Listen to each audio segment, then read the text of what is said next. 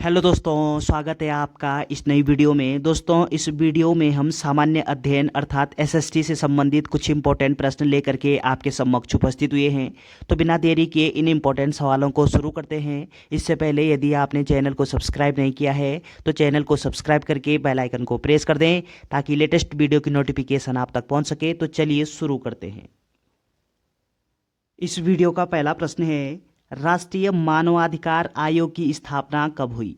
तो राष्ट्रीय जो मानव अधिकार आयोग है, इस आयोग की स्थापना किस वर्ष होती है? आपका राइट आंसर होगा वर्ष 1993 ईस्वी में। क्या होता है कि राष्ट्रीय मानव अधिकार आयोग की स्थापना होती है। ऑप्शन सी आपका सही उत्तर हो जाएगा। अगला प्रश्न है, पंचायतों से संबंधित अनुसूची है। तो पंचायतों से संबंधित अनुसूची कौन सी होगी? आपका सही उत्तर है अनुसूची 11।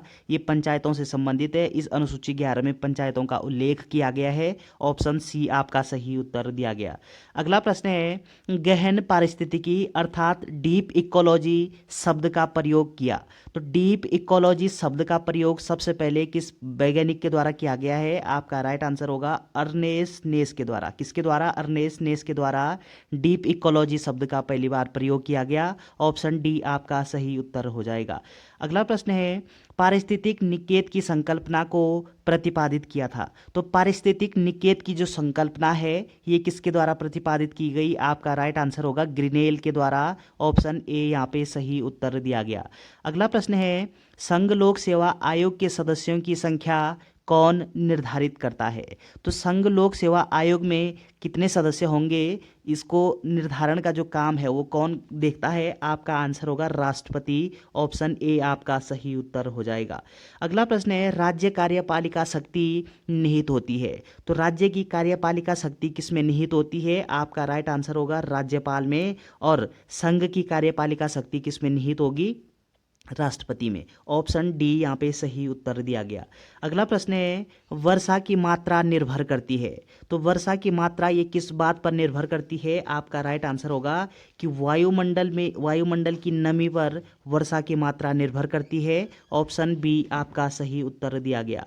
अगला प्रश्न है, परितंत्र में ऊर्जा का पिरामिड होता है। तो परितंत्र में ऊर्जा का पिरामिड किस प्रकार का होता है? आपका राइट आंसर होगा कि ऊर्जा का पिरामिड सदैव सीधा होता है। ऑप्शन बी यहाँ पे सही उत्तर दिया गया। अगला प्रश्न है, साल, सागौन तथा शीशम किस वायुम के वृक्ष हैं? तो साल, सागौन तथा शीशम ये तीनों किस वायुम के वृक्ष हैं? आपका आंसर होगा मानसूनी वायुम के वृक्ष हैं साल, सागौन, शीशम। ऑप्शन ए राइट आंसर हो जाएगा।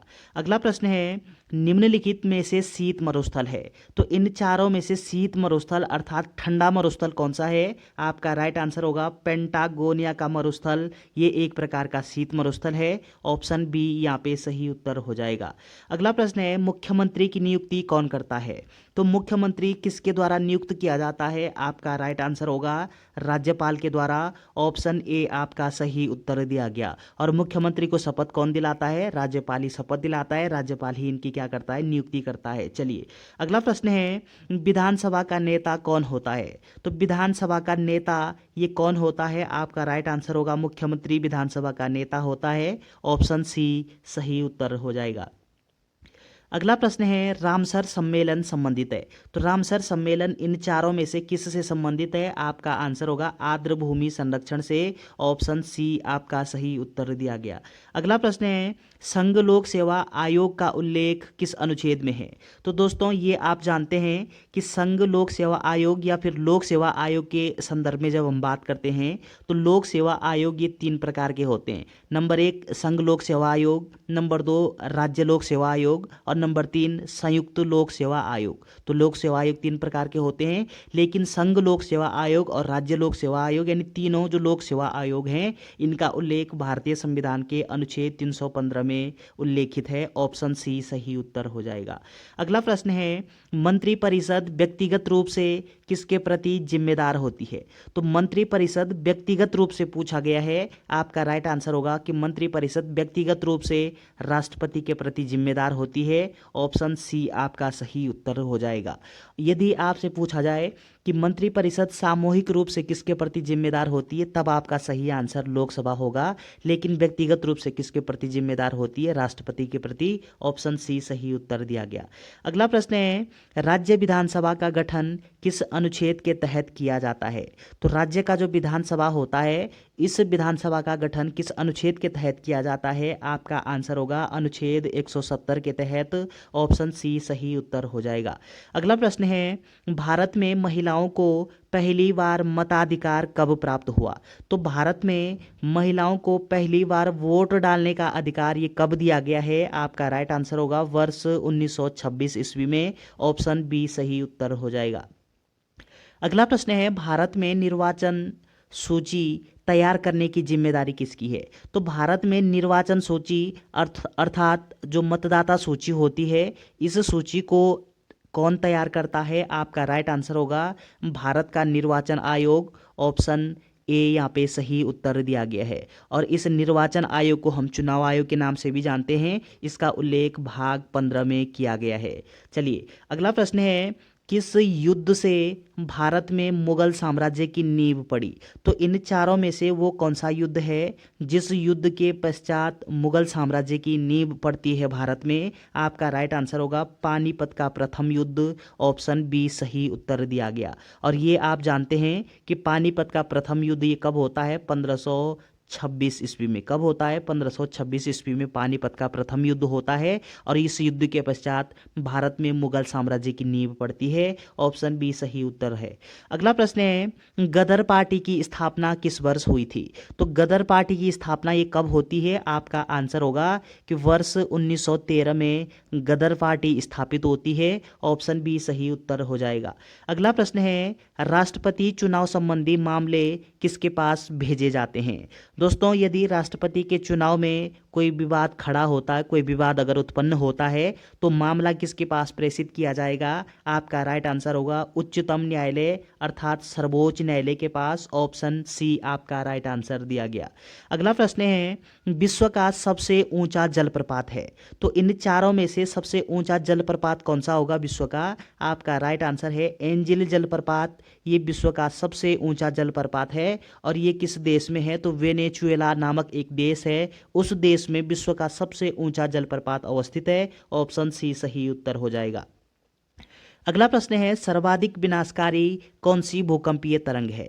तो दोस्तों जब हम भूकंप के संदर्भ में बात करते हैं, तो जब भूकंप उत्पन्न होता है तो 3 प्रकार की जो तरंगें होती है वो उत्पन्न होती है। और इन 3 प्रकार की तरंगों में से सर्वाधिक जो विनाशकारी तरंग वो कौन सी होगी? आपका राइट आंसर होगा तृतीयक तरंग। ये सर्वाधिक विनाशकारी होती है। ऑप्शन सी यहाँ पे सही उत्तर दिया गया। अगला प्रश्न है, लोकसभा के प्रथम अध्यक्ष कौन थे? तो ये आसान सा सवाल हो जाएगा आपके लिए कि प्रथम अध्यक्ष ये कौन थे लोकसभा के? जी.वी. मावलंकर। और इनका पूरा नाम होता है गणेश वासुदेव मावलंकर। ऑप्शन बी सही उत्तर दिया गया। अगला प्रश्न है, सर्वप्रथम पृथ्वी को आकार में गोलाभ किसने बताया? तो सबसे पहले ये किसने बताया कि पृथ्वी की आकृति गोल है? आपका राइट आंसर होगा अरस्तु के द्वारा सबसे पहले बताया गया है। जबकि न्यूटन के द्वारा सिद्ध किया गया कि पृथ्वी की जो आकृति है वो किस प्रकार की है? गोल है। जबकि वर्तमान समय में यानी पृथ्वी की जो आकृति है वो किस प्रकार की होती है? लद्वाक्ष या फिर आप जियोल्ड कहेंगे। चलिए अगला प्रश्न है, महात्मा गांधी ने भारत में अपना पहला जन भाषण कहाँ दिया था? तो महात्मा गांधी के द्वारा भारत में अपना पहला जन भाषण ये वाराणसी में दिया गया है। ऑप्शन डी आपका सही उत्तर दिया गया। अगला प्रश्न है, आज़ादी के समय कांग्रेस के अध्यक्ष कौन थे? तो ये आप जानते हैं कि कांग्रेस के अध्यक्ष आज़ादी के समय अर्थात 15 अगस्त 1947 को कौन थे? जे.वी. कृपलानी। ऑप्शन सी यहाँ पे सही उत्तर दिया गया है। अगला प्रश्न है, किस अनुच्छेद द्वारा देश में राष्ट्रीय आपात की स्थिति लागू की जाती है? तो राष्ट्रीय आपात की जो स्थिति है ये अनुच्छेद 356 के अनुच्छेद 352 के तहत लागू की जाती है। ऑप्शन बी आपका सही उत्तर दिया गया है।